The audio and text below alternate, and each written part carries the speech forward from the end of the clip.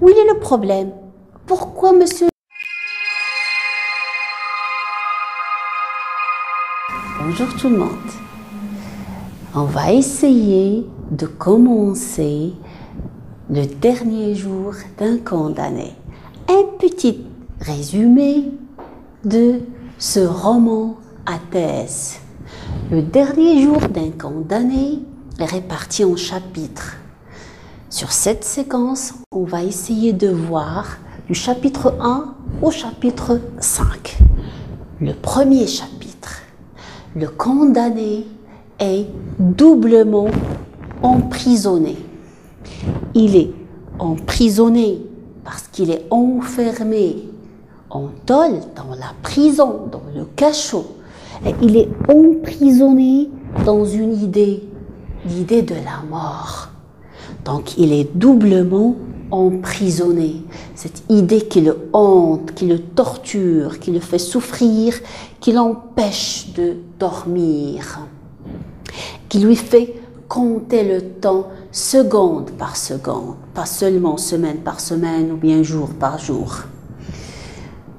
Il évoque sur le premier chapitre également le passé glorieux où il était heureux, où il profitait pleinement de la vie parce qu'il était libre.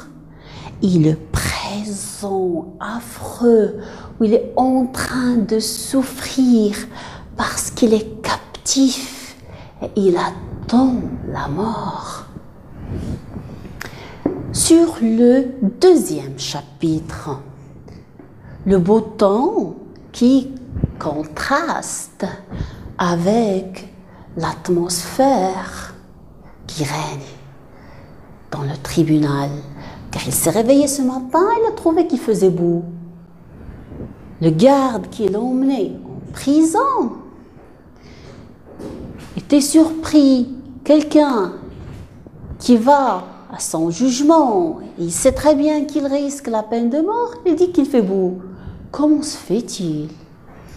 Alors, qu'est-ce qu'il évoque? De quoi il parle-t-il? Il parle du tribunal, c'est-à-dire le lieu où on fait juger les personnes. Il y a un juge, des magistrats, des avocats, des préfets, donc toutes les personnes employées dans un tribunal. Il les décrit d'une manière inhumaine. Ce qui le choque le plus, c'est la foule. Ce sont les personnes qui sont là pour assister à son jugement. Il est choqué, il est étonné, ils ne le connaissent même pas. Et pourtant, ils sont pour sa condamnation. C'est étrange. Alors, sur le troisième chapitre, il est condamné à mort.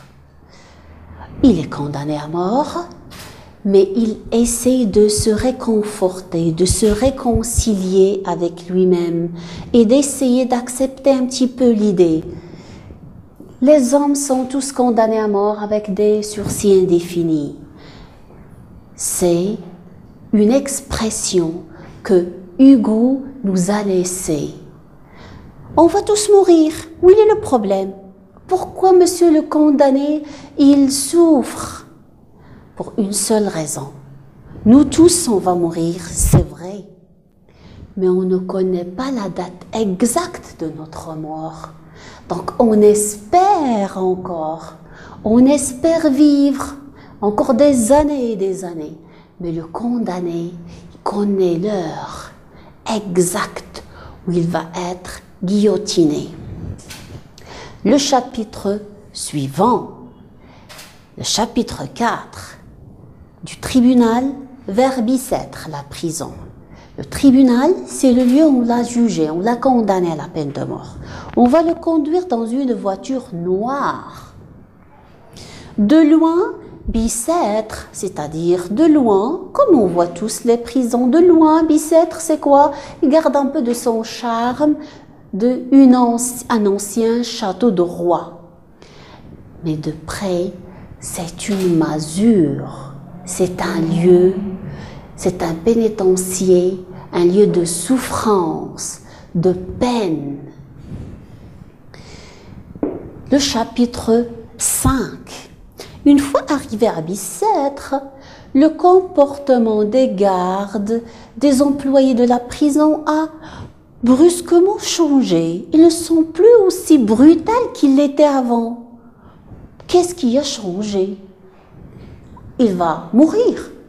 Mais il y a un peu ce côté humain, si on veut, ce côté étrange, inexpliqué. C'est comme le traite un peu gentiment, plus gentil que d'habitude. C'est quelqu'un qui ne reste pas beaucoup à vivre. Alors on change un peu de comportement avec lui.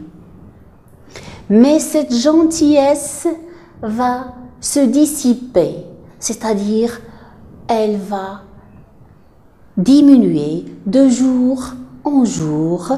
Plus le temps de l'exécution est loin, plus les gardes reprennent leur allure, leur comportement brutal naturel. Mais ça n'empêche, il a eu quand même droit à quelques petites faveurs, comme le fait qu'il a droit à de l'encre, à du papier, à une plume, une petite table sur laquelle il va écrire. C'est une faveur. Mais pourquoi il a demandé plume, feuille, encre et table? On va le découvrir par la suite. Merci pour votre attention. Au revoir, à la prochaine.